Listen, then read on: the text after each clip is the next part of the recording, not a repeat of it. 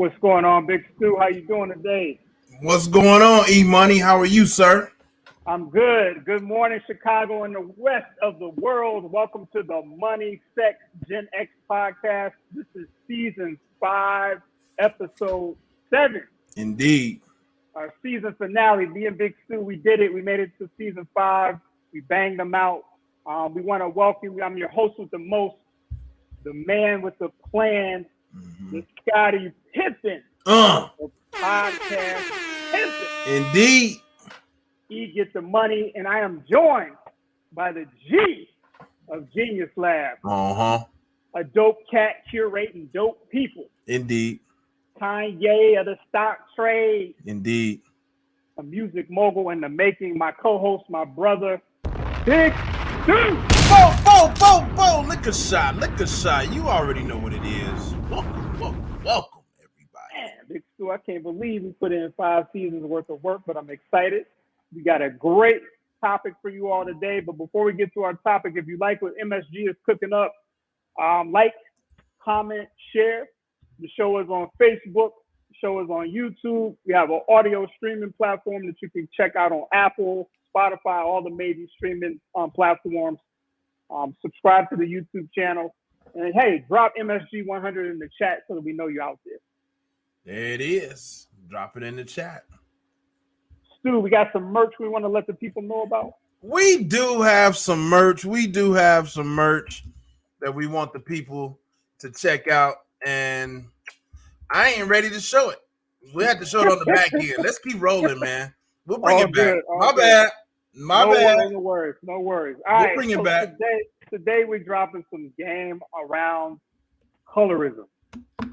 And we have 2 great guests for you all today. That we're gonna bring on now. Big Stu, please. We're gonna let you know who these guests be. We got Jack Kammer and we have Nicole Massengale. How are you all doing today? Good. Happy to be here. Happy to have you, Nicole. Welcome back. Thank you. Thanks for having me. Yeah, we had a great episode with you a season or 2 ago. So I'm going to have Big Stu introduce Nicole. I'm going to introduce Jack real quick. Jack Kammer is somebody that Big Stu and I met. We had some publicists at the time, and we were trying to do some shows on other people's platforms. We got introduced to Jack, and we had a really good conversation. Jack, remind me of what the title of that conversation was. Do you remember? Oh, boy. Was it at the intersection of black and male? It was something to do with that. What was it, Stu? Stu, I think you're on mute. I was. That wasn't it. That wasn't the title. I remember we were talking a lot about the perspective of women towards men that they were in a relationship with. Oh, yeah. Well, the topic was, why do fathers get less respect than mothers? Yes, that's exactly what it was. There you go. Great conversation. And that was part of Jack's Men Are Talking. So Jack Kammer, he has Men Are Talking podcast, and then he has another show called Goodwill Towards Men. So Men Are Talking is when he's talking to men about men issues. Goodwill Towards Men is talking to females about men. 2 great shows for you to check out. Jack has a very interesting background that I didn't fully grasp until really today. He has a master's degree in social work, which that's cool, but I didn't know that he did a year as a correctional officer in the infamous Baltimore City Detention Center. Didn't know that. I thought you was going to say you didn't know he did a year. I'm like, he may have, but I don't know about that. He followed that up with a year as a parole and probation officer. So you were kind of in that system a little deeply for about 2 years. And then you went on to work for the NFI, which is the National Fatherhood Initiative, which sounds very interesting. You were a trainer for various state correctional systems, and you were teaching the prison staff how to run a program called Inside Out. Sounds very, very intriguing for incarcerated fathers. Yes, Inside Out Dad for incarcerated fathers. Wow. Okay. Wow. Interesting. And so Jack, he tells us that his specialty as a social work, what's called working well with men. Tell us a little bit more about that. Well, let's see. When I went to social work school, I was hoping to be able to help influence social services to pay better attention to what's really going on with men and boys. That was banging my head against a brick wall. So I eventually started my own little operation called Working Well with Men. The purpose of Working Well with Men was I called it Tools and Training for the Social Work Profession to help men give and get all the love they can. And I was offering some CEUs and I was offering workshops, and I didn't get any takers. There's probably a couple reasons for that. One is probably because social work agencies don't have a lot of money for new things. But I think also we just got to acknowledge the fact that there is not a lot of gender diversity in social work. Right. And even those men who are social workers often come at everything from the female perspective or the feminist perspective. And you don't find a lot of men in social work willing to stay at a staff meeting of a social services agency. Well, hold on a second there. What are you doing? What are you doing for the man involved in this situation? That doesn't happen much.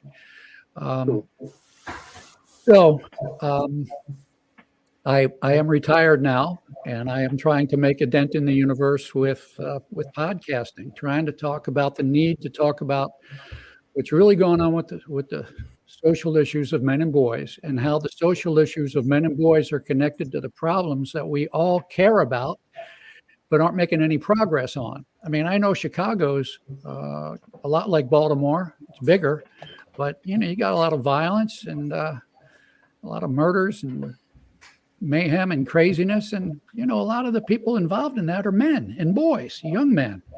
Absolutely. And too often we just sort of think, oh, well, nothing we can do about those men. You know how men are. They got testosterone, that's craziness. Men and boys do not want to be doing the things we're doing. But we get the feeling often from our government, from our social services agencies, that we got to do what we got to do by any means necessary. And by any means necessary often means, at the point of a gun, slinging drugs, damaging the community just so that you can make some money so you can be somebody.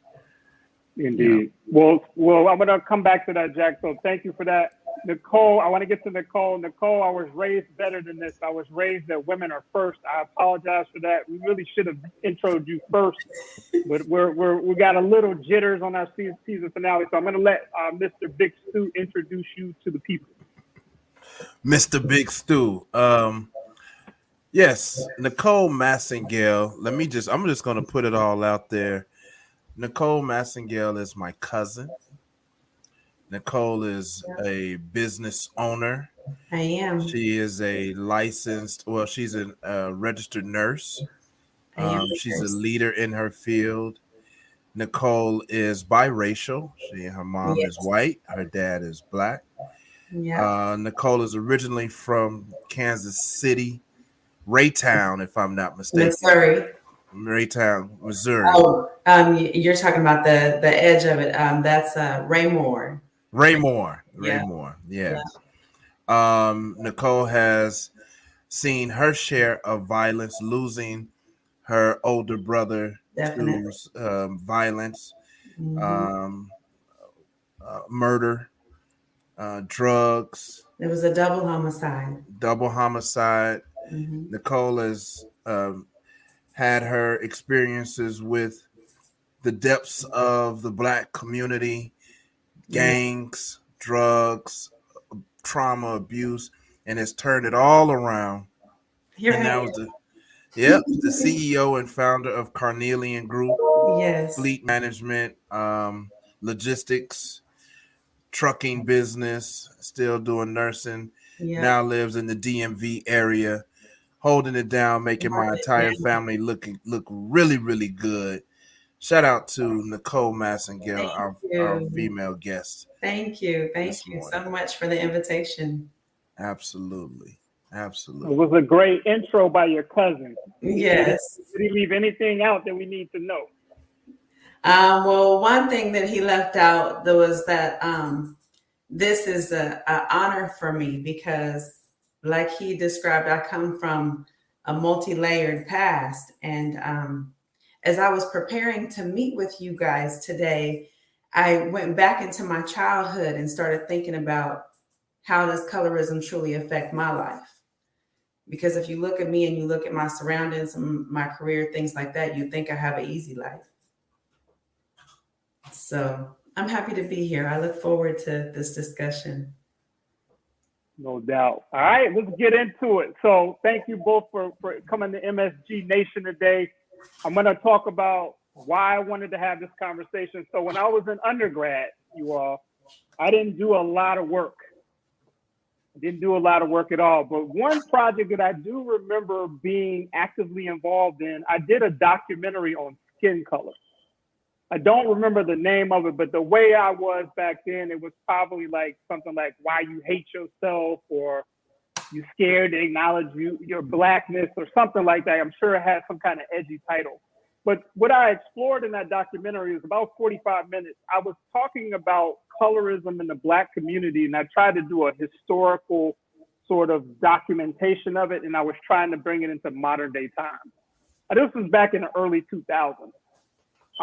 It was blunt. It was very edgy. I was in film school at the time, and I made my classmates very uncomfortable, which was my goal, particularly those who looked like me. That was who I was aiming at. I wasn't concerned about making Caucasian people or white people uncomfortable or Asian people or Hispanic. It was simply Black people. And I think I accomplished my goal. Sort of like a Spike Lee movie. I remember a Spike Lee movie called School Days. I know you all, many of you probably, did you all watch School Days? I'm sure most of us have. Yeah. It was really got into the colorism, but it was in the context of a college campus. Gripping, something that needed to be seen. So I thought about, hey, it's 2022. Why don't we revisit this subject and see what's going on with colorism today? All right. So thank you for joining me on this journey. So we're going to do what we call our actual factuals. We try to bring a little bit of research to the table before we dive into our perspectives and opinions. We have some data scientists that we leverage called Olivia and Spencer Consulting. Thank you for pulling together this research. We got quite a bit of research here. I'm going to try to go through it quickly. First, I'd like to define colorism. I find that in society, many times people don't understand the meanings of words, and it causes a lot of problems. Many people even say that not understanding words can lead to a person becoming a criminal. It can lead to them having mental health issues, et cetera, et cetera. I don't know if that's true, but I know it's good to define.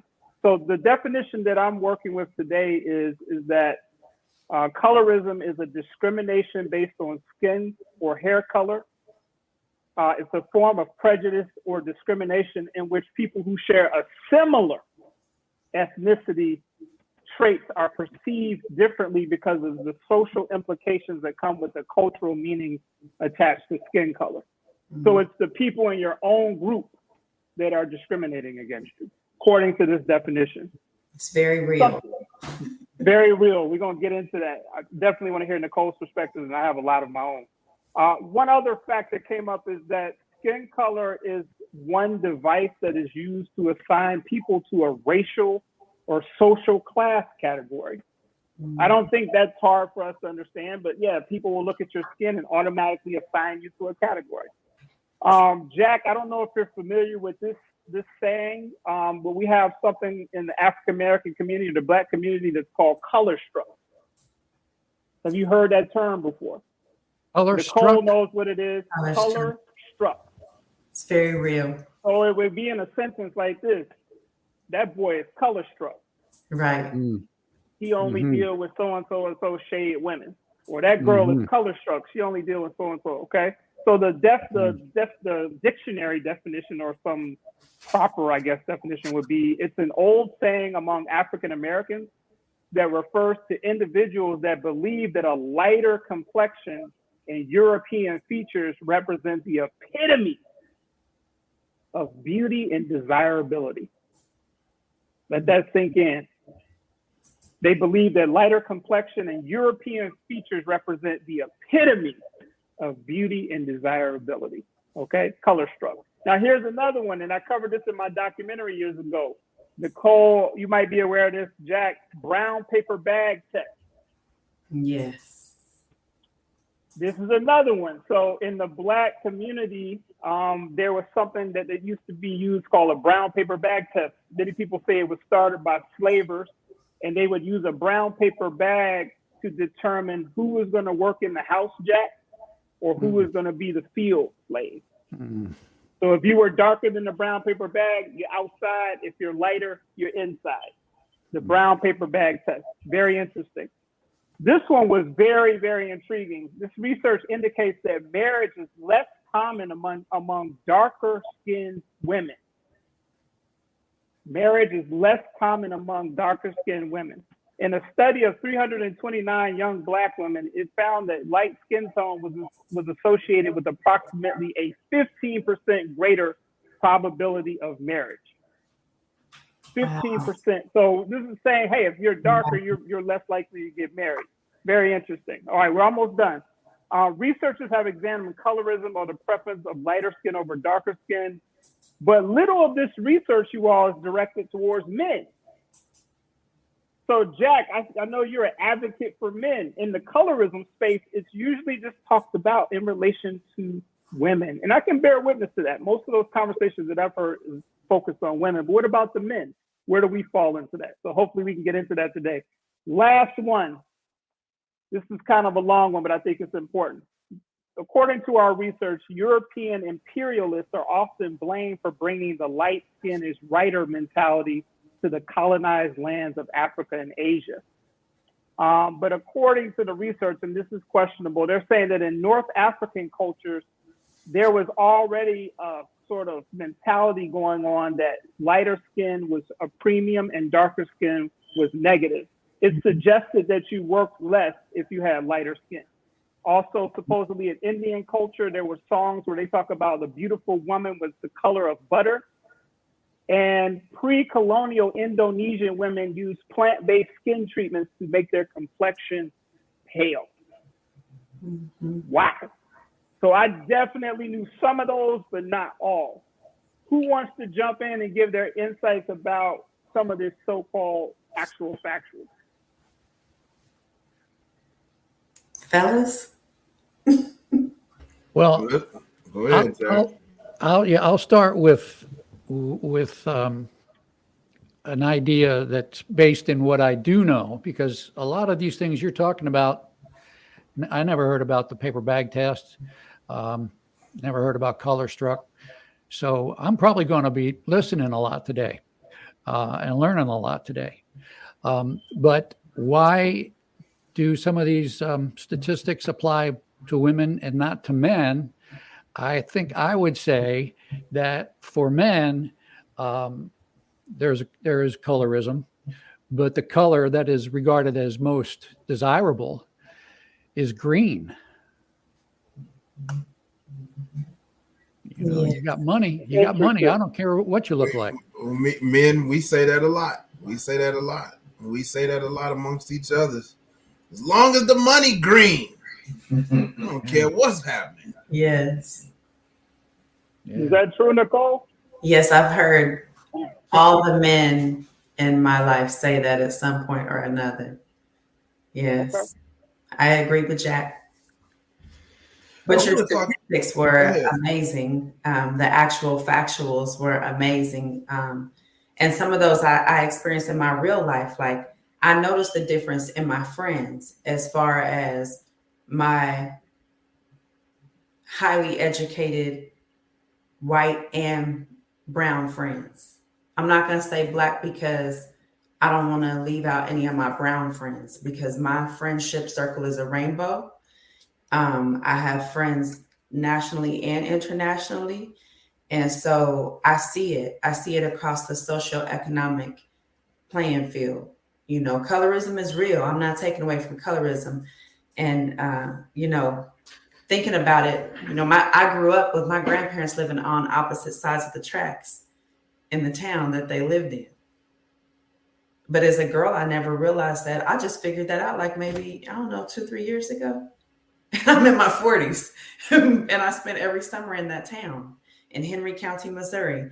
All my holidays, my summers, my weekends, a lot of times, I spent a lot of time in that town. And I never realized until just a couple of years ago, I never hardly even went over there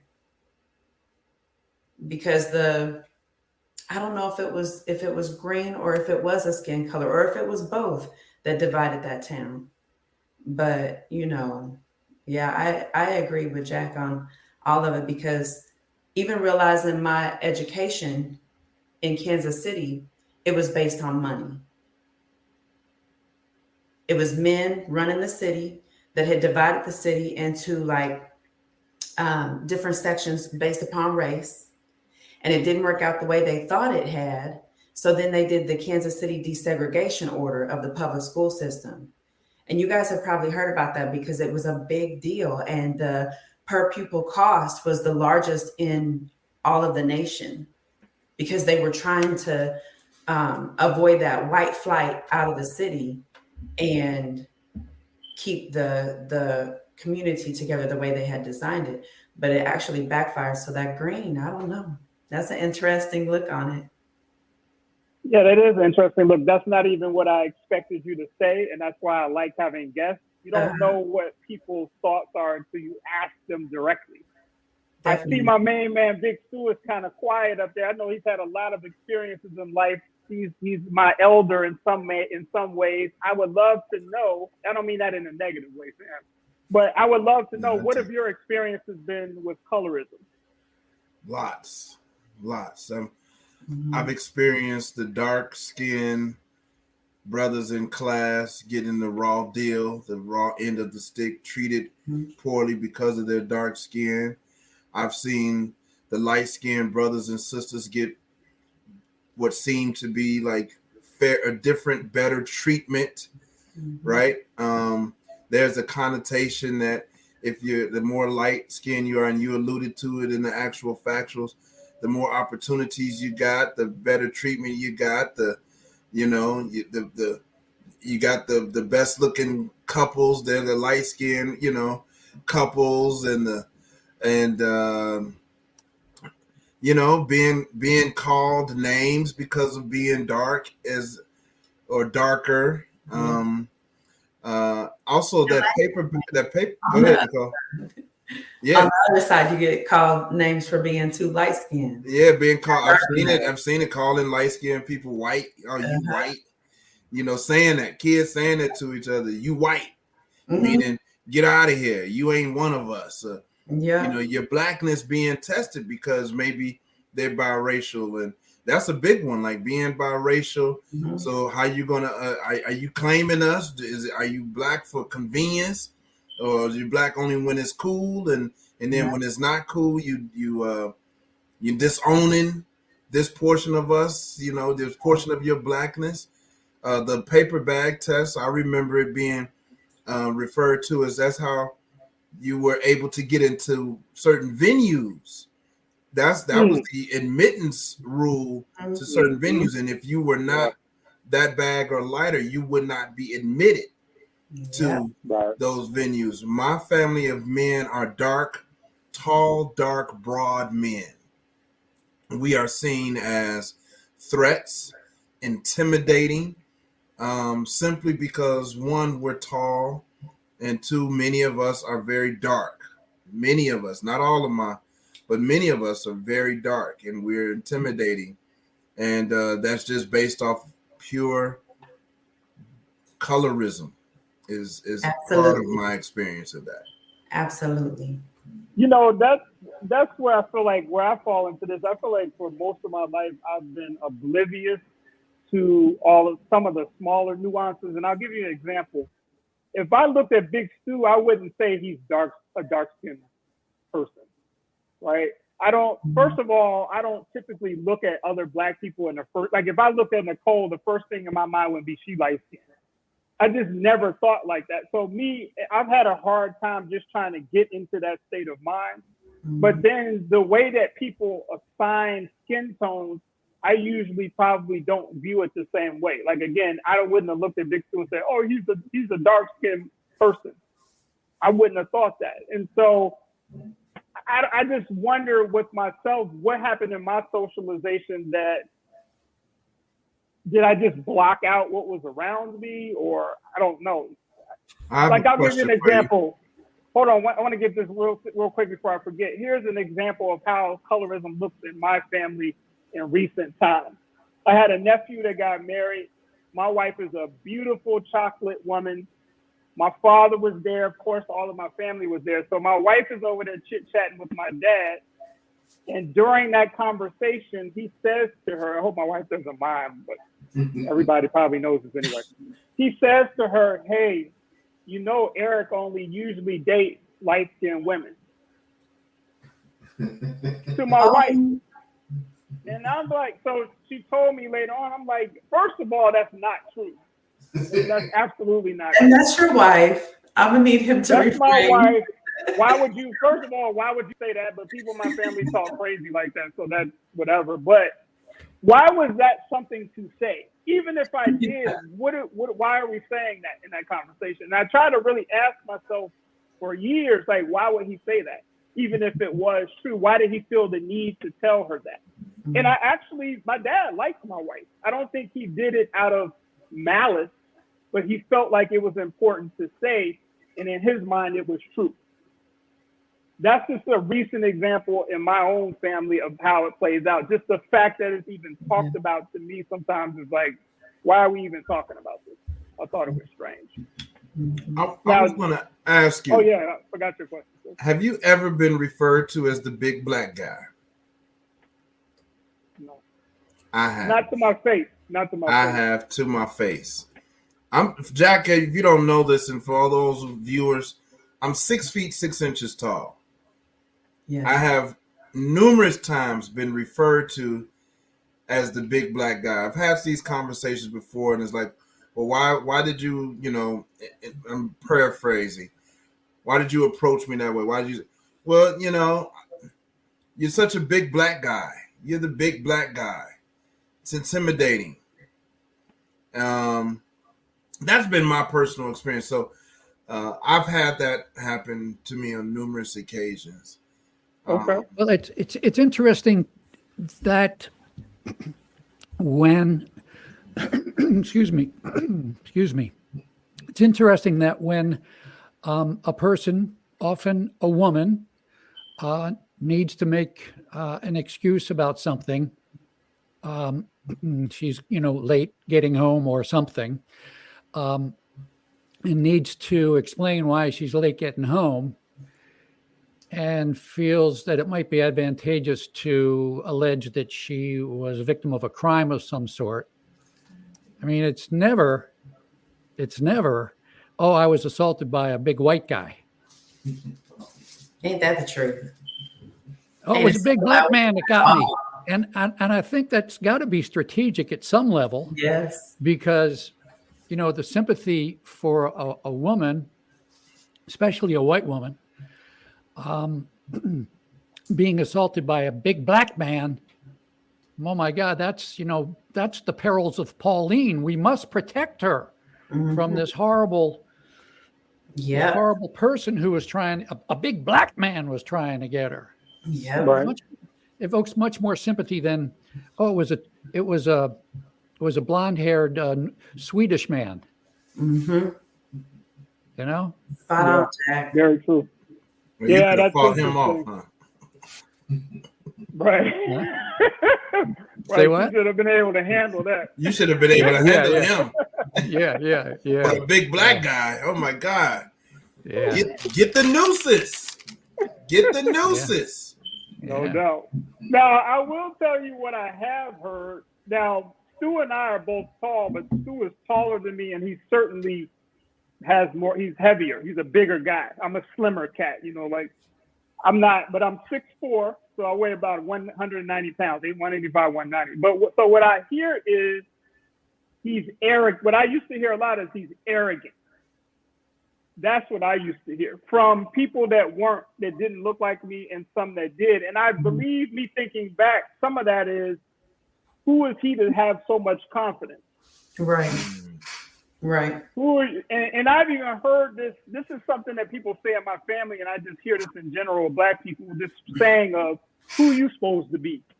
Mm. Who you supposed to be, Nicole? I hear that. Mm-hmm. Who you supposed to be? Who you think you are?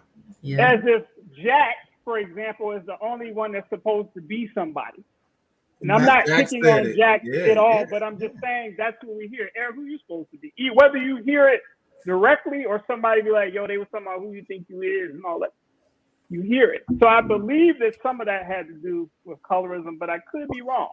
Now, Jack, I wanted to ask you, and I guess you've kind of answered this already. In your conversations with people who are also Caucasian or identify as Caucasian, I was going to ask you, do you hear people banter about colorism? Like regards to people of color? Oh, with regard to people of color, I guess just in the subliminal, automatic, implicit way of thinking, oh, it's a big Black guy. You know, I think that it's very strong and not just in white culture, but probably in human culture that the big Black guy is scarier. What about in regards to beauty? Well, I guess we need to try to unpack the connection between features, facial features, and skin color, because if the epitome of beauty is European features, right? Isn't that what we heard in the actual factuals? Yeah. If the epitome of beauty is European features, European features are going to be more associated with light skin than with dark skin, right? Right. Right. But there are dark-skinned people in the European lands. Yeah, because we hear about white men being referred to as tall, dark, and handsome. You hear white men being referred to as dark. Well, it refers more to hair, I think, doesn't it? I wouldn't know. Yes, the hair. It's the dark hair. Is that what they're talking about? Yeah, they're not talking about. I never knew that. I never knew that. They're talking about the olive skin, dark hair. What's his name? Bronson. I think of Clark Gable. Yeah. So they'll say Clark Gable's still a white. He's just a white guy to me. So you think when you say I never knew that. dark, tall, dark, and handsome. Probably brown eyes and black hair. Yeah. Wow. Brown eyes and black hair is always handsome compared to blue eyes and blonde hair. Yeah. That's a new one on me. Never knew I don't think that. I ever thought about it that deeply, but if I did, I wouldn't have come to that conclusion. See, and that's where colorism plays every day of my life, where I didn't realize it until I got the invitation to come visit with you guys, because colorism plays every single day in my life. I'm never white enough to do business with white folks. I'm never black enough to do business with black people, especially chocolate-skinned people. Lighter-skinned people. Talk about that. Please, Let's back before you go to the lighter skin. Go back. What do you feel in dealing with darker skinned black folks? What's the energy? Well, and let me say this real quick, Nicole, before you go to that. The reason why I think that's such a genius question is because when we talk about colorism with black people, we always talk about it from the dark-skinned person's perspective a lot of times. So please, I want to hear it. Okay, so for me, I don't have an issue with tall, dark-skinned people because that's who has loved me my whole life. So I have like a twisted view because I am what people would call like a red bone or a yellow bone, and people say that like it's some type of prestige, but really it's more drama because I can cheat and wear a curly side ponytail, see? But I could also press my hair out and have it looking straighter than the best of them. because I do have that ability as a biracial girl. Now, I never even realized this stuff. And I got to pay homage to my grandmother because she was so awesome at raising me in the early 80s. I was born in 79, and I was born to an interracial couple. I had one older brother at the time, and then I had another brother born later in the 80s. But my grandmother was so awesome at balancing my life that I never even knew my mom was white until like second grade. And then I didn't really understand racism for real until Barack Obama was elected. Wow. And it really made me think because my white friends that I had my whole life now, y'all, that I thought were, some of them were like family to me, they exposed themselves as that coloristic person that I never dreamed them to be. So, it's different looking at it from on a business perspective and dealing with people, because I was taught all of us were God's children. And so doing business with a dark-skinned person or a light-skinned person doesn't matter to me, but I see it across the people I deal with. And that's unfortunate because I do see where the lighter skinned person gets the better opportunity, unless they check the box Black on their paperwork. So they can be light skinned all they want to be, but if they check Black on the paperwork, their paperwork might not be processed the same as the real white person instead of the light skinned person. You see what I'm saying? Yes. Yes. And it's very real, and I think it's very strange. And I hope that in my lifetime I'm able to make an impact on erasing that colorism, because at the end of the day, we all bleed the same. Let me ask a question, Nicole. I'm gonna ask a question of you, fam. Have you ever played that card? Have you ever played that card to check the white box or the non-Black box just because of the opportunity? Well, in my life and as an adult, no. But as a child, my parents did. To benefit the educational structure of my life. Right. Okay, so I didn't realize this. And I knew it back then. I heard all the court rulings and the drama. And I rode a taxi cab to school for almost 2 school years. I went to inner city schools, but I lived in the suburbs. But because of the desegregation order of Kansas City, they were trying to integrate the schools. And so I was blessed with being able to go into the school system in Kansas City, even though I lived in the suburbs of a different district that had a Kansas City address. So yes, in my lifetime, there has been one time that I've benefited from being half white. One. That's interesting. That reminds me of the it was actually movie. Court order. Thank you for sharing. Yeah, no, thank you. That reminds me of, I think it was a Cindy Poitier movie where it was about passing. Mm-hmm. Remember they used to talk about passing all the time? Yes. There's one on Netflix right now. Yeah. I watched a lot of those movies.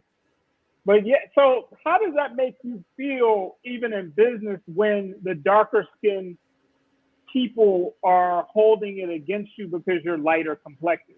Do you care? I mean, it's frustrating, but I just feel like, what's designed for me is mine anyway. So it's just frustrating because it's such a block in progress.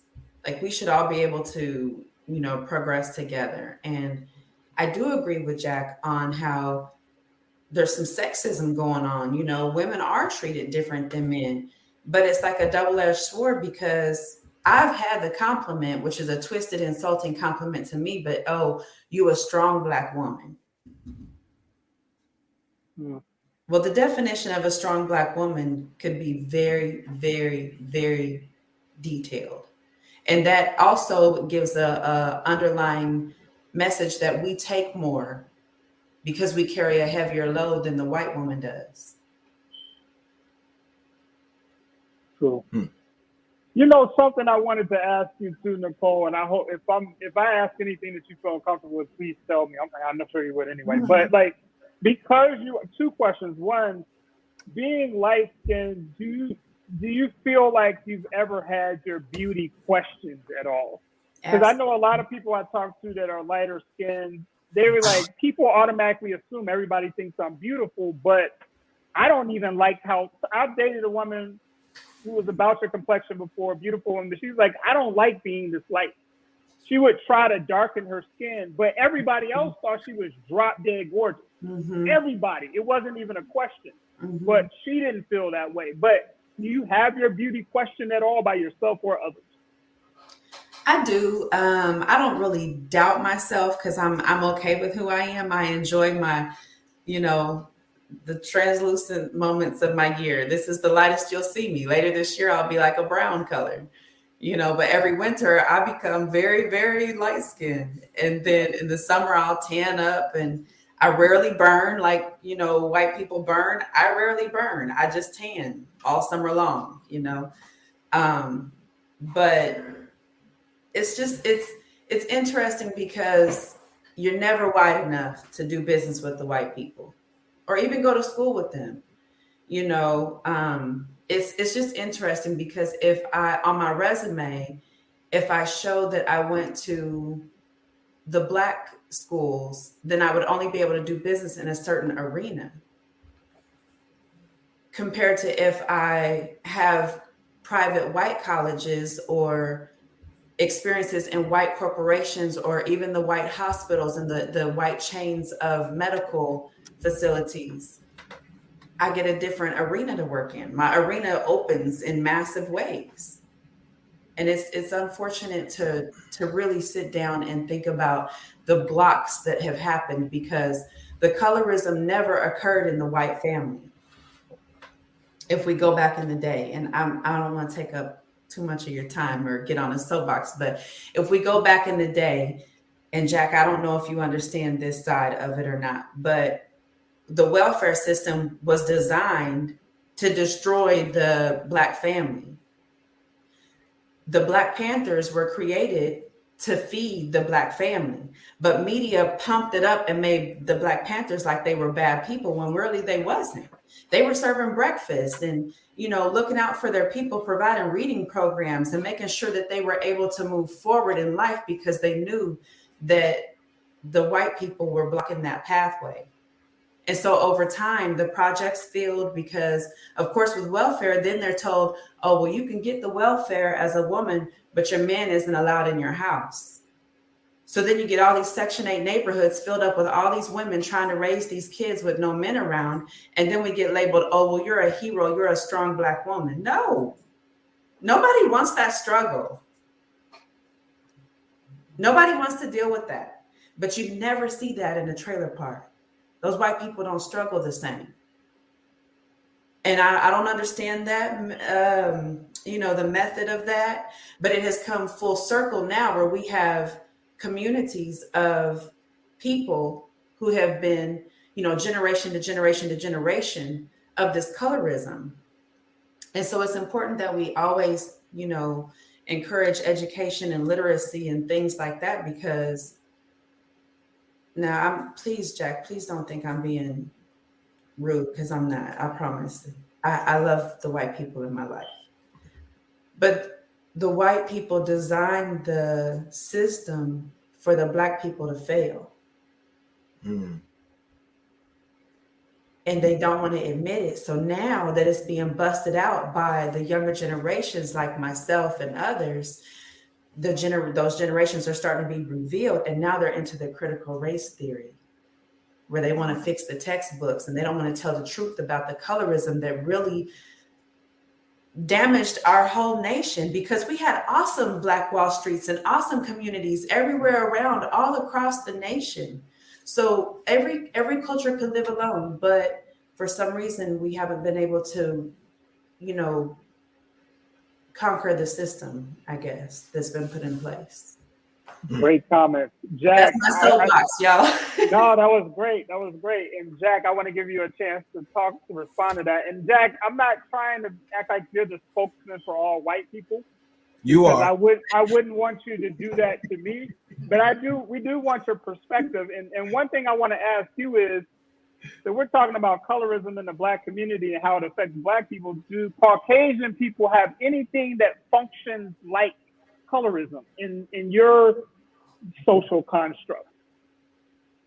Good question. I think nothing that even approaches the depth and severity and significance that Black folks attach to colorism. I mean, in the white community, you might have men who say they only date redheads, but it's not very deep.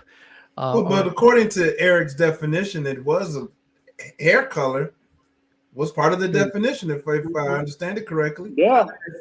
Hair color. So there is colorism. Yeah.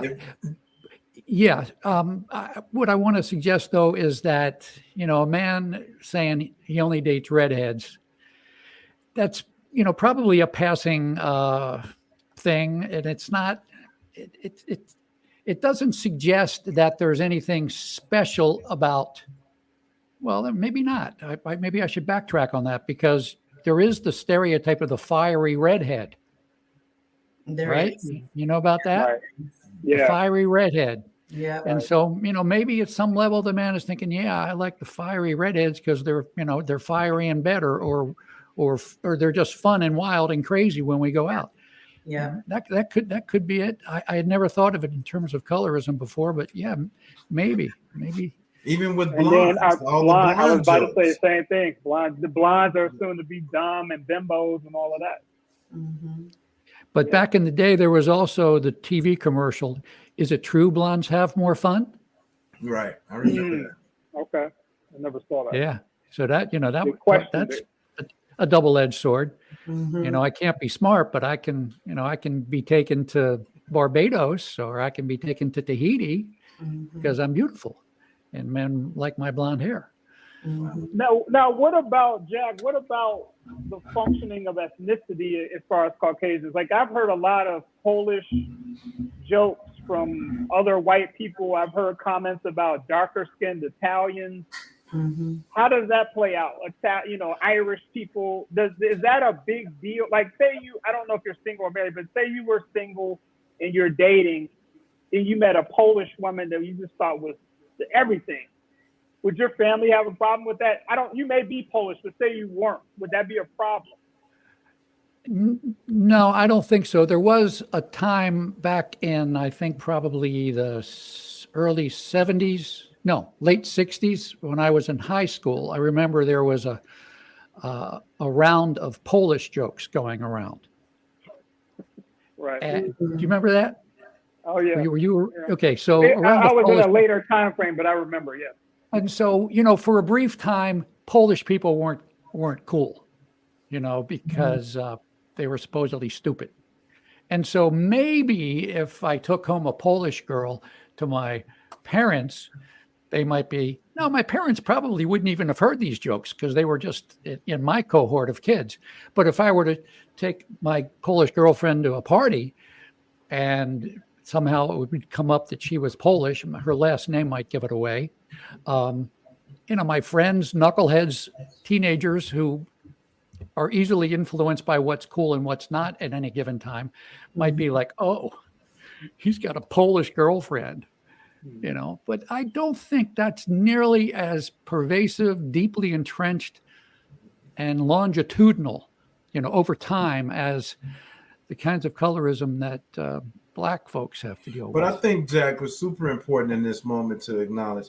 I think that's part of the issue that I have with white America. They minimize everything.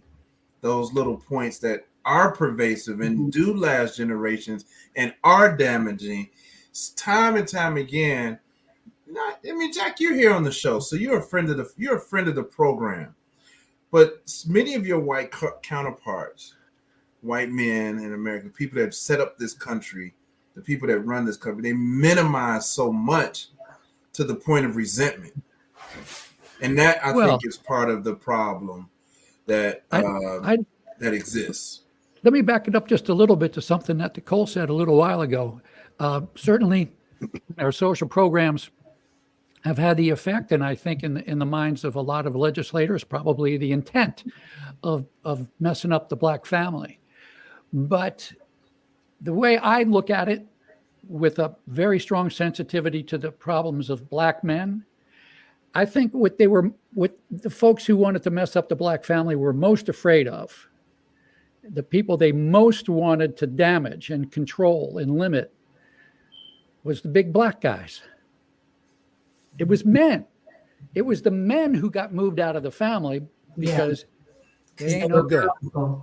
They ain't no good. And we're not going to be giving money to those guys because you know what they'll do with it. Mm-hmm.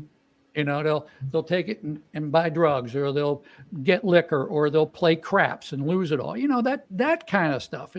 There's a lot of sexism involved in our social programs, especially when it comes to black men, because, you know, black men, well, they're black for one thing, so we know about blacks, and they're male. And, you know, there's another thing, you know how men are.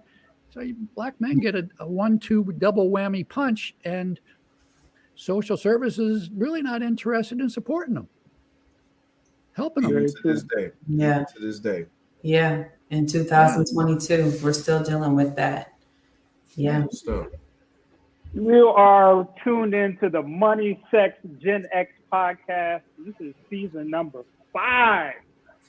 Me and Big Sue made it to our season finale. This is episode number 7. We are talking colorism. We have a guest here, Nicole. We have Jack here. We got Big Sue. We are trying to get deep into this colorism issue.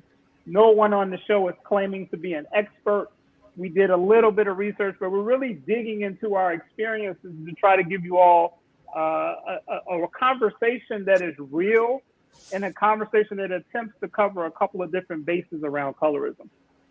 As you all were just talking, I thought about and I'm really asking this to Nicole and Scott. I would like to get your opinion on this. If you heard a news story about a person getting robbed and the assailant being unknown, and you had to figure out who that person was, what image would come to your mind?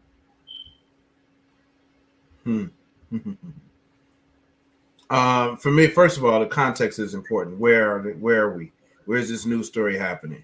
Mm-hmm. Oh, let's say Chicago. Let's say Chicago. It still depends, like where in Chicago, right? Is a real thing for me. North side, I mean, if it's on the north side, I'm always assuming it's somebody white. Okay. I'm always assuming it's somebody white. If they're talking about something on the south side, then yeah, I'm always assuming that it's somebody black. Is the first image in my head. When I hear about the shootings on the expressway, I assume that those are black folks doing that. Well, my point is not about whether you assume they're black. What color do you assume them to be black? What complexion? Oh, I don't have that. That doesn't. Because I've seen some light-skinned, tough guys. You know what I mean? Okay. No, so I don't. Yeah, I don't have that color. Shade doesn't come up to me. I will say in a recent story, and Maze, you know, I mean, E-Money, you know about it when Maze Jackson was carjacked recently, a couple of months ago. And Maze Jackson is a self-made guy here in Chicago, well-known, well-respected. He was carjacked, and it was down in the South Loop area, which is a, burgeoning area of the city. And to find out that he was being carjacked by a white guy surprised me. It was a white guy that carjacked. Wow. I didn't know that. I knew he got carjacked. I didn't know who it ended up being. It was a white guy. And he said he was so taken back because the guy tapped his car and then got out, and all of his defenses were down. Every last one of his defenses were down because he had not in a million years imagined that he would be about to be carjacked by a white guy. So, I mean, I think that plays, when I hear about this stuff, I automatically assume a lot of the stuff on the South Side is happening by black folks. But, hey, the reality is it's not always black folks doing this stuff. If I asked you that question about New York City, would you segment it in your mind the way that you did with the South Side, North Side? Yes. Okay. So that's just how you think about things. Okay. Yes. Interesting. Nicole, I want to ask you the same question. Someone's robbed. I don't think the city, for me, that doesn't matter. Pick whatever city you want. What image comes to your mind? The assailant is unknown, for say a robbery. Well, interesting thing for me, when you asked the question, I didn't think of a person, but I immediately felt anxiety. Okay. Wow. Because for me, I deal with violence different. Okay. Because I come from a lot of violence. So my first concern is, oh my gosh, are they okay? And is the police gonna kill them? Okay. That's kind of where I go. Like, is someone about to be hurt? Is everyone okay? Right. My first thought is everyone okay? And regardless of color. Yeah. Okay. I have a lot of violence in my life. Not anymore, thank God, but as a child, I had a lot of violence in my life that I don't think the adults around me realized that there was that level of violence. And a lot of it was uncontrolled. So I'm not saying that, the adults were held responsible, but I just don't think we understood the capacity or the intensity of the amount of violence at the time, because like when I experienced the double homicide with my brother, within 3 weeks' time, I had lost 2 of his friends, and I was an 8th grader. But 2 of his friends were killed in the same exact window of time. And that's just one example of my life and how violence and high crimes and stuff have affected my life. So I didn't think of a person. I thought, man, I hope everybody's okay. That's interesting. And then I get worried about the criminals, even though they are criminals. I get worried about the criminals because I don't want the police killing anybody. And they tend to kill browner skin more than they do a light skin, a white skin. Yeah, I kind of can share you and Stu's thoughts. Like when I hear those types of things, I don't necessarily think any specific complexion or person, because I also grew up around a lot of violence in my around my 20s. And I've seen people of every nationality commit crimes and be victims of them, from white people, Hispanic, Black, Asian. women. Some of the most violent people I've known actually were not Black. Yeah. So I don't have a certain thing that comes to mind. It's just like, oh, okay, hopefully they don't try to blame a Black person, but it could be anybody. And that's just been my perspective. So I just wanted to throw that out there, because one of the things I want to try to get to in this conversation is just like, what does colorism look like today? I think we're all doing a good job of just sharing our perspectives. Like, I do wonder, is skin complexion still an indicator of social status? Yes. Right? What if I do have a bunch of money, Jack, but I'm the big Black dude? Do I have any status still? Let's use P. Diddy. Maybe you're aware of P. Diddy, Puff Daddy, the rapper, the mogul? Yeah. He's a darker skinned person, right? He has a lot of money according to accounts. Does he have social status? Well, I'm not too much into the rap and hip hop world, but I would say not necessarily. I mean, status comes in different status comes in different forms and different categories. Does he have status as somebody who can hop in a jet and fly to, Paris for lunch? Yeah. Is he necessarily a good person?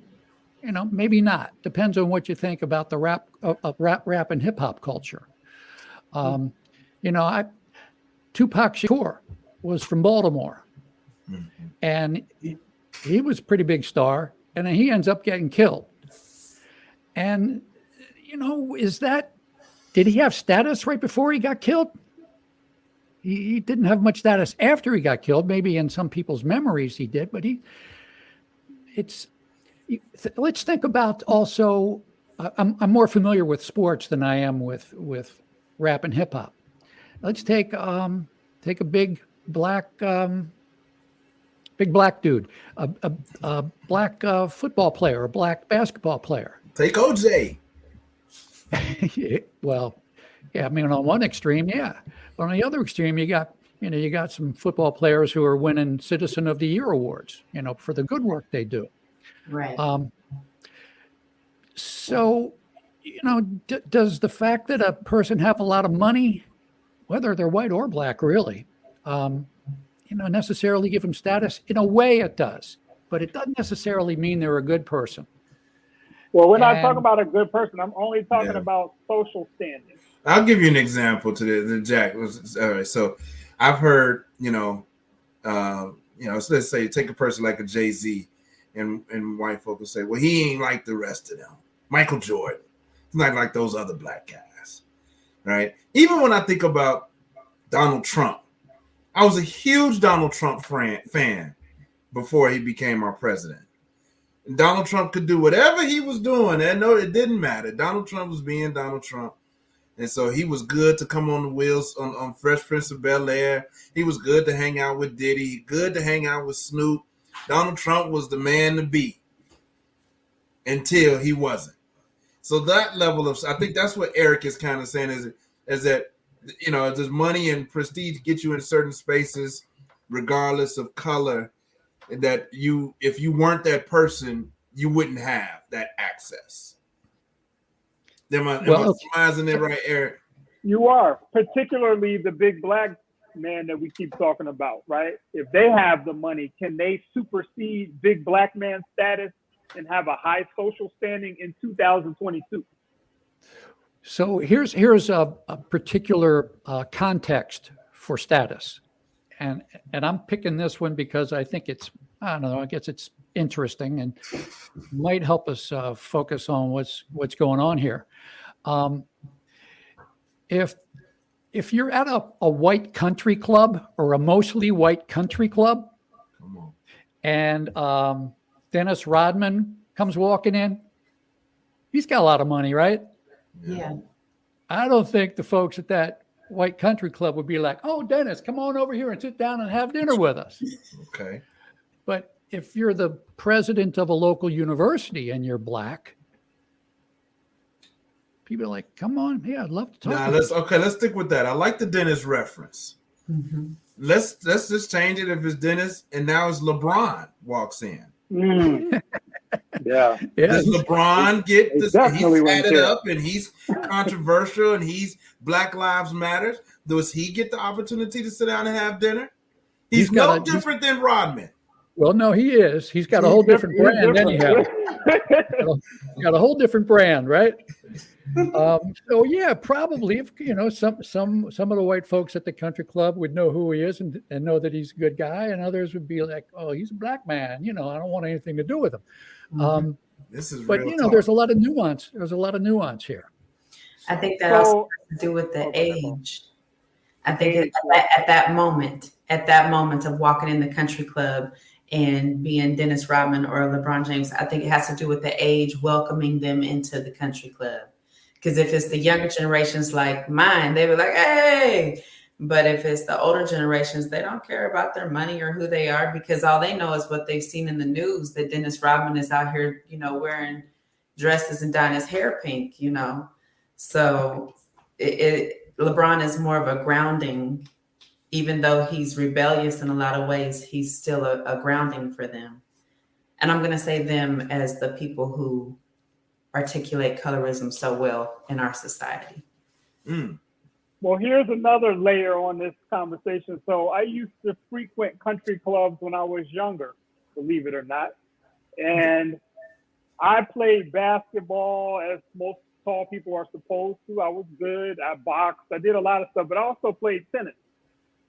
And I went to a lot of country clubs for tournaments. And I can tell you also, aside from having money, because I didn't have money, but if you were a good tennis player, almost exceptional, or a exceptional golf player like our friend Tiger Woods, then I also feel like these people would be like, oh yeah, it's cool. He can be here. But what if I wasn't good? What if Tiger wasn't good? So I don't think it's all about money. I just think it's all about what you can contribute to these people's environments that they value, right? They don't value you necessarily, but they might value what you can contribute to the situation. E-Money, I want to go back to this question that you had. And I want to talk, Jack, this is a great moment. If Eric will let this unfold, I'm not sure, we didn't discuss this. There's a great opportunity for you, Jack, to listen in, if you will, because this is some personal conversation. Is asked this question: is the brown paper bag test still a theme? E-Money, Nicole, do you all find yourselves in situations where you are saying today, in some contexts, I don't want to be around them black folks? Them black folks. Yeah. But I will say this: for me, it's not about skin. It's not about a color of the skin. Okay. I wouldn't even say it's about other black people per se. It's like, I'll give you an example. I don't like to see people standing outside, for example. Even though I was one of the people doing it when I was younger, but that just bothers me right now as a 40-something-year-old man. Like, I don't want to see anybody standing outside drinking, shooting dice, any of the things that I used to do. That really bothers me. So I don't want to be around that. Right. So if I have to do whatever, then I'm trying to be away from that because I don't want my children walking past that, et cetera, et cetera. But I do not condone this I'm better than another black person mentality because of a degree, how much money I make at all. I'm not in support of it at all, and definitely not because of somebody's skin tone. Mm-hmm. That's me. And for me, I know in reality it is a real thing today in 2022, right? But in my life, in my heart, in my soul, it's not a thing for me because I come from a rainbow of people who loved me my whole life. So I struggle with the big black guy being scary thing because I come from like a whole bunch of 6.5 foot tall, dark black guys. Even the women in my family are very big women. Like, I'm a tall woman myself. I'm big. And so I don't necessarily operate that way in my mind. But I know it's a real thing right now, and it's affecting our communities. We had a tragedy in our local community recently where 2 brown girls got into a fight. It was a very violent fight. One was unconscious and one was arrested. So one left in an ambulance and one left in a police car. And immediately on social media, the community at large let colorism strike them, and they were commenting on these articles on the internet, calling these students all types of names and, never had a piece of evidence. They didn't know what was going on with that fight, but the colorism was so strong. And that was just a couple of weeks ago in 2022 that we experienced that at our middle school that our youngest son goes to. And they're awesome kids. The student body is an amazing group of kids. But the one fight that involved the one skin color turned out to be really bad in an opinion of the community. Now, if those would have been white girls fighting, I really don't believe it would have happened. I don't believe they would have been all, they're, savages and those kids don't have upbringing and who's raising those kids, It would have been none of that if it was 2 white girls fighting, and that's the truth. Do you know the complexions of the 2 girls that were fighting? Were they darker skin, fair skin? Mm-hmm. Both. They were both. Okay. Okay. Yeah. So is the brown paper bag test still a thing? Yes, it is. Because you get away with stuff if you pass the test. You get away with different stuff than if you don't. Even with the brown paper bag test, and I'm shout out to all of my Divine Nine sisters. I'm not in the fraternity, but I recognize all the AKAs, Delta Sigmas, Thetas, all of y'all. But the AKAs, and I love you AKAs. Y'all know we do business. Love you all AKAs. They're known for having the majority of their members who are brown skin, brown paper bag, or lighter. even Very today, real. it's kind of something that they carry with Right them. now, today. Kamala Harris, our vice president, is an AKA, Mm-hmm. and her skin tone is lighter than a brown paper bag. Shout out to all you AKAs. I love y'all. I know y'all didn't do that. I know y'all didn't set that up, but you also know you've heard this rumor too. You've heard this as well. So I'm not saying nothing that's a secret. But yeah, it's still relevant. You think I'm gonna get in trouble for that, E? Nah. I think you were very diplomatic in the way you did. I deal a lot of business with AKAs, so don't hold it. I'm just stating a fact, actual factual. That made me think about something, and we're rounding home base here, you all. Thank you for staying on and having this conversation. I'm going to get you all's final thoughts. I got a final little comment of my own about the AKA thing. If you're a lighter skinned person, or say you're darker skinned, maybe the grouping sometimes is just wanting to be around people who you feel like will understand you better, if that makes any sense. Like, Nicole, I don't know if you're an AKA or if you're in a sorority. I didn't play. Like, I don't fit in with any of them. Let's say there was a sorority based on mixed race individuals. And some people are like, well, why y'all doing that? Well, maybe it would just be because maybe that group of people understands me a little bit better than maybe a chocolate complected person. And on the chocolate side too, there's some fraternities and sororities that are more darker people. Maybe that's because, hey, these people might understand me better. Now, that might sound kind of crazy to some people, but just given some people's experiences on a daily basis, they just might want that comfort zone, if that makes sense. Mm-hmm. Comfort zone is where it is, you know. Yeah. It might be a comfort zone. Of it. Absolutely. All right, I want to get you all's final thoughts as we wrap up here. So I want to start with Nicole. Do you have any final thoughts that you want to share with the audience about this topic of colorism? Well, yes, I'll share some thoughts. I just want to be real easy with it. I don't want to offend anybody, but I do want to hold people accountable. You know, there's this new thing going on with this critical race theory in our nation, and it's all based on colorism. And it's a big deal. And burning books or insulting people who actually have real, true evidence of what has happened in our nation isn't okay. And I think as balanced-minded citizens of the communities that we are participating in, it's our job, the four of us and beyond into our circles, it's our job to hold them accountable. Even when they get mad, even when they get upset, hold them accountable. Don't support rewriting textbooks. Don't support burning the historical books that really helped pave the way for what's going on. You know, it's a big deal to know that as a woman, so I'm a double minority if you go into looking in, you know, all of that. And I fit a lot of the statistics.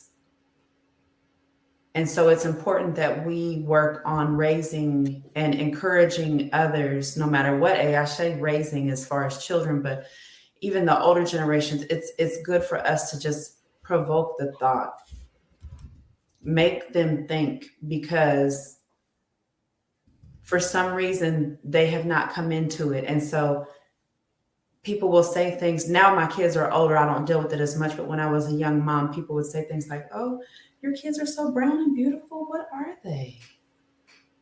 What are they? Like what?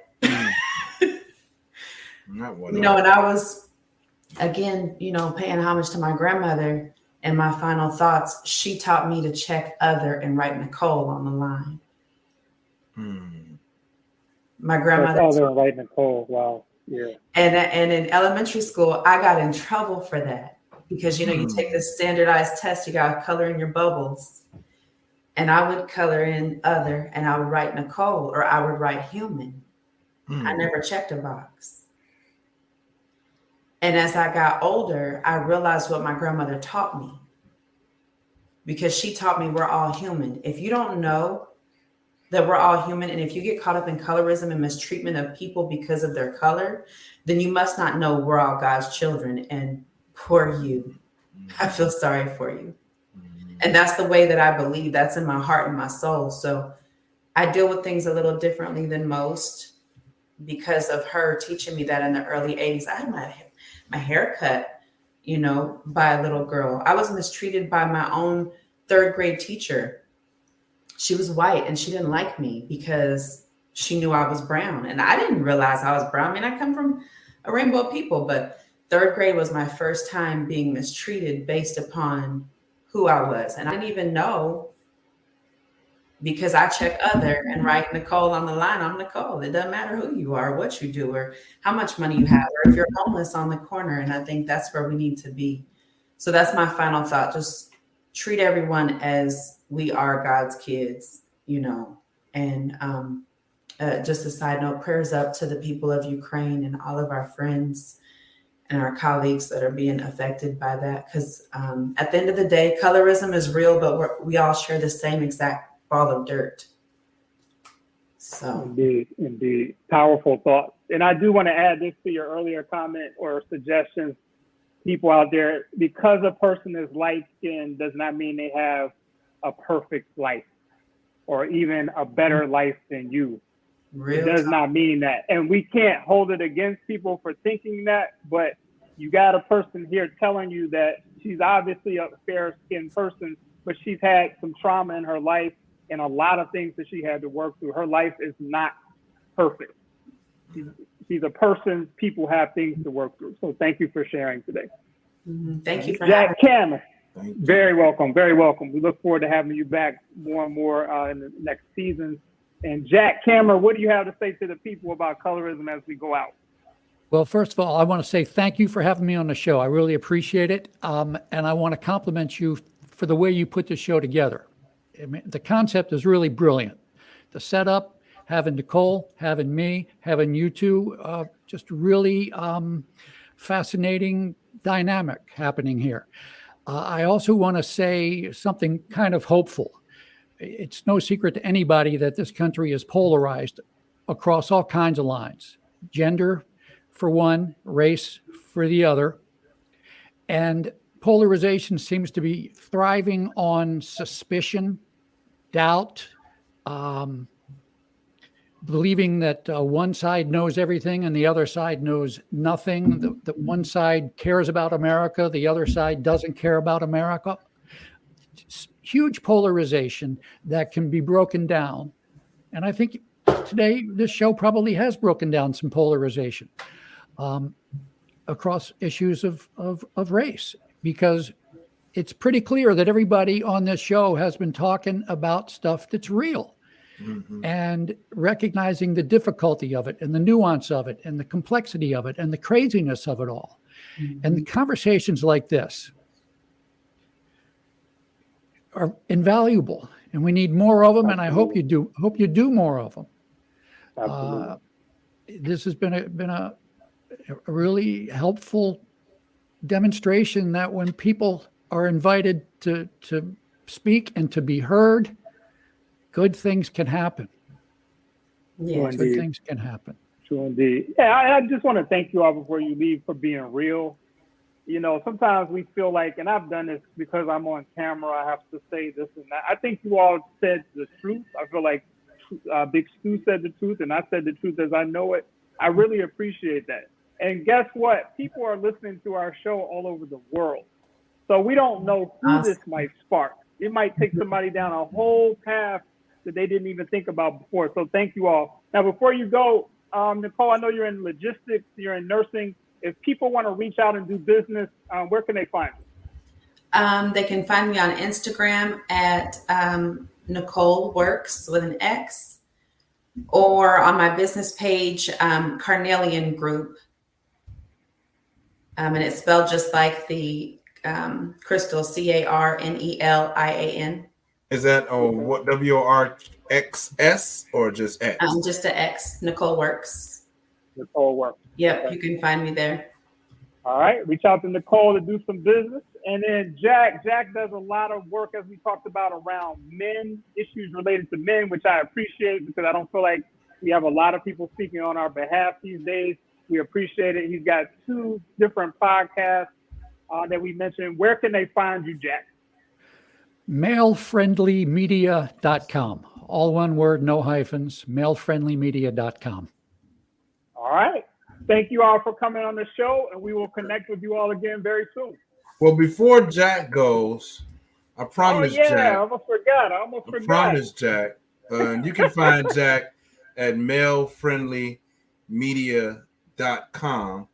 That's where you can find Jack. But we also want to, I thought I had it here. Oh, here it is, right here. Let's highlight Jack Cameron's wardrobe highlight. I forgot. I'm not going to forget. He has a statement red sweater that he wears everywhere where there's a camera. Jack, what color red is that? This is Congresswoman Red. Congresswoman Red. Wow. Congresswoman Red, because they are powerful women. And all the men are wearing black and gray and blue. And I'm like, well, yeah, they're not really very powerful, are they? They're just, they ain't expressing themselves the way the women are. Okay. And Jack, is that a cable knit sweater? I don't even know. I don't know. He's looking for a name tag. I believe it is. I don't even know. Okay. All right. So if you're tuning in on audio, this is a bright red, really nice sweater. And as soon as you see Jack in the media space, you're going to see that red. So that's Congresswoman Red. Jack. Congresswoman Red. So that lets you know it's Jack Cameron that you are looking for. That's right. That's right. Shout out to you, Jack, for being Thank you for that. Appreciate it. All right, guys. We'll give you all your day back. All right. Thank you so much for inviting me. And nice to meet you, Jack. You guys have a great weekend. Nice to meet you, Nicole. Right, Thank you, gentlemen. Thank you very much. No problem. Thank you. E-Money. Big Stu, what's happening, man? That was a good combo. Yes, we made it. 5 seasons. Season 5 is wrapping up right now. Episode 7. I gotta let the people know this too. We wouldn't have got through this season if it wasn't for Big Stu. Big Stu, I was in a whole nother space because I do that sometimes. I zoned out, and Stu was like, "Eric, we got to finish up the season, man. Come on." And he was really adamant about that. So I really appreciate that. It wouldn't have got done because I'd have been like, "Oh, let's do it later on in the year and all that." So we got it done. Thank you, sir, for that. Appreciate it. Thank you for being willing. I wasn't sure if because I recognized that you got some, you're in a different space. Things have changed. You got a new addition, and business is booming, and life is happening. So thank you for committing to finishing what we've started, and even with episodes at the very least seasons 6 and 7. We know we've talked through season 7 for sure. Yeah. And so, hopefully I'm looking forward to us getting those done at least season. We normally take the spring and summer off. Yeah. Anyway, but maybe we don't wait so long, and you guys are hearing some back room conversation right now, but no doubt. I want to keep it going because I feel like we're just getting started. Just getting started. We haven't even had 50 episodes yet. I hear you. I agree, man. And we got so many more people to introduce to the world. There's so many dope Gen Xers out there, Black Gen Xers, that we want to introduce to the world. So we got so many more conversations to have. So yeah, I agree with that. Season 6. Yeah, let's start chopping it up about what we might want to talk about, man. Hey, man, let me tell you this. I think I want to bring Jack in regularly. Okay. I like Jack. I like his perspective. You know why? You know why I like Jack so much? Why's that? Because he tells the truth, man. He don't hide. He does tell the truth. He don't hide, man. He would have never been on here if he didn't. Yeah. I don't think either one of us would have wanted him on here if we didn't get that vibe from him. And I want him to keep bringing it. He ain't afraid. He ain't afraid, man. Being afraid. Yeah, no doubt, man. Now, do we have? I know we're a little over. Do we have time for Tales from the Startup? We have time for it all, man. This is our season finale, man. We got time for it all, man. Come on, I do have a 10 o'clock. I'm teaching a stock market basics class today for adults at 10, but we got time. Let's go to our Tales from the Startup. And this one's short, so that'll work. All right, so I'm gonna get right into this. Tales from the Startup, if you're new to the show, is people are starting these companies or organizations. They want to get some feedback. Sometimes they have problems getting real feedback. Me and Stu try to keep it, a buck. We try to keep it 100. So we'll give that real feedback. We have some experiences to draw from. Today says, hi, I'm a Black Gen Xer from Cleveland, Ohio. All right, Cleveland. I don't know if we ever had Cleveland on here. Well, hey, they just hosted NBA All-Star, so there it is. True indeed. So Cleveland's popping. He says, thank you for doing these segments because you all give it up and it's much appreciated. All right, cool. I'm about to start my company, which is a coaching service for people who want to set up Shopify and other digital store platforms. Okay. I have a day job as a middle school principal. I have a decent income, but I have very little time to actually run my business. What strategies can I use to serve clients but make money faster? Wow, I think this is my favorite one that we've had so far. So, well, take a stab at it. Go for it. Yeah. Coaching service, Shopify, very specific. I like that. Have a day job, making good money, but want to make money in the business. What strategies to serve clients but make money faster, Stu? Wow, that's you, man. That's you. Go take a stab at it, E. I'm going to take a stab at this. I'll tell you something real simple. I'll tell you two things. One, instead of doing one-on-one, why not do a group? Why not have a group offering? So, a lot of coaches and consultants, we love doing the one-on-one. It's engaging and it's intensive. But you know what? I've learned that you could do that same engaging, intensive coaching in a group. You can have 10 people, because think about it, when you're coaching and consulting, you're usually telling people the same thing over and over. Yeah. So package that up and give it to them at 10 people at a time. You'll be able to bring in money faster and also serve people faster. Group versus one-on-one. What are your thoughts, Stu? That's dope. I also think that you could go ahead and use the replay. So you record those workshops or those sessions, and then people can go and buy the modules, the pre-recorded modules. Now you've duplicated yourself without having to be there. And that money can clock in when you're sleeping, when you're working. I like that group model. I like the record sessions and let people buy the recordings. Those are two good ways, I think, man. I like that, Stu. And you can combine them, because to Stu's point, you can take some of that video and use it at the top of your marketing funnel to get leads, and then connect it to click funnels and all this different stuff. But that was going to be my second point. To Stu's point, you can tie all of that to automation. So what if you just did what Stu's talking about and put it on click funnels? Yeah. Killer combination. And in the outcome could be a group. So you can do all three of those things. And now you got the group, and you got group memberships, subscriptions. Yeah, I think, but be mindful. You're going to have to put in the work on the front end to set it up. Absolutely. It's going to cost you some hours on the front end setting it up, for sure. And you're going to need some help.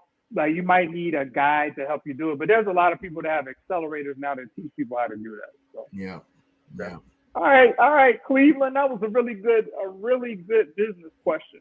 Yeah, great. Yeah, I like that one. All right, cool. So do we have a pool artist? We do, man. We do. Let's get into it. We're gonna do. I'm gonna share the screen. I want to make sure I'm sharing audio. I want to share the audio. Yep. So we're gonna do New Wave from Not Them. Just dropped exclusively on Pool. Let me go back to it. Where did it go? I just had it. Here it is. Here we go. New Wave, Not Them. You can hear this on Pool. Blue waves. All right. Yeah, it's been a minute. Y'all thought I was finished. Just cooking in my kitchen, washing up my dishes, taking care of my children, plotting on $1 million. That I make $1 billion. My money come from heaven, getting things done. Humble where I'm from. TV want you dumb. Enslaving for some crumbs. Ain't no competition. I own all what I'm giving. Climbing out of poverty, I do it with such modesty. Better work on some land, get you some property. Don't get caught in a hype, it's a monopoly. Making demons growl. I'm the chosen child, freeing all my people. I do this for my kinfolk.